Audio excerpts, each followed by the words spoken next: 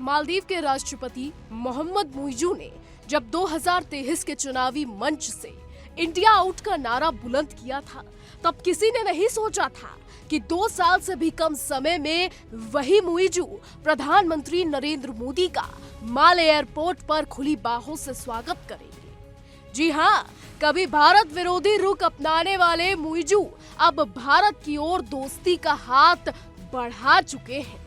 ये बदलाव अचानक नहीं आया, इसके पीछे कुछ ठोस वजहें हैं जो उन्हें भारत के करीब लौटने पर मजबूर कर गई।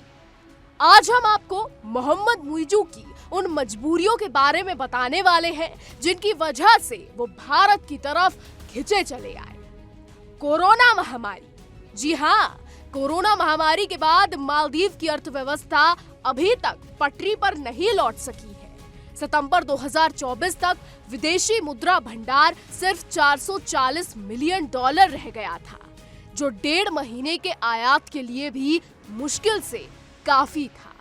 इस नाजुक स्थिति में भारत ने मालदीव की खुलकर मदद की।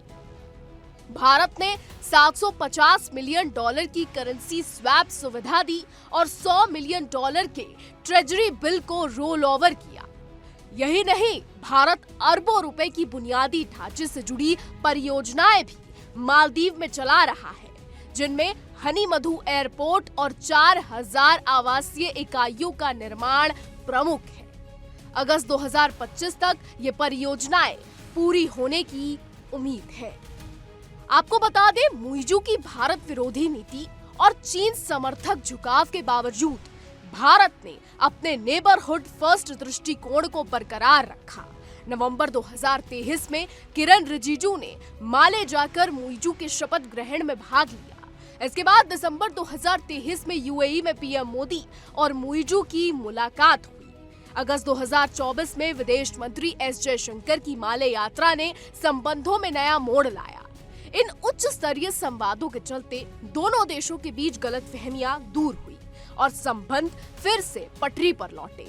भारत ने न सिर्फ बातचीत का दरवाजा खुला रखा, बल्कि मालदीव की समुद्री सुरक्षा के लिए जहाज और हेलीकॉप्टर भी दिए। स्कूल, अस्पताल और अन्य सामुदायिक परियोजनाओं में भारत की भागीदारी ने मालदीव की जनता के दिल में भारत के लिए भरोसे की जगह बनाई। वैसे तो मुइजू को सत्ता में आने के बाद ये समझ में आने लगा था कि चीन की मदद जितनी आकर्षक लगती है, उतनी विश्वसनीय नहीं है। चीन का मालदीव पर करीब $1.37 बिलियन का कर्ज है, जो उसकी जीडीपी का बड़ा हिस्सा बनता है। ये कर्ज बेल्ट एंड रोड इनिशिएटिव के तहत परियोजनाओं में लगा, जिनकी लागत अक्सर बढ़ा चढ़ाकर बताई गई। इन परियोजनाओं में हुल हिमालय ब्रिज और एयरपोर्ट विस्तार प्रमुख है। चीन की सहायता में ब्याज दरें ज्यादा और शर्तें कठोर होती हैं, जिससे मालदीव जैसे छोटे देश के लिए कर्ज चुकाना मुश्किल हो जाता है। इसके उलट भारत की सहायता अधिक लचीली, आसान और भरोसेमंद साबित हुई। आपको बता दें, मालदीव को ये एहसास भी हुआ कि भारत उसकी सुरक्षा के लिए हमेशा पहला साथी है। 1988 में तख्ता पलट की कोशिश हो या 2004 की विनाशकारी सुनामी, भारत ने तुरंत मानवीय मदद पहुंचाई थी। बताते चले कि मालदीव और भारत के बीच केवल भूगोल नहीं, बल्कि इतिहास, संस्कृति और भाषा के गहरे संबंध भी हैं।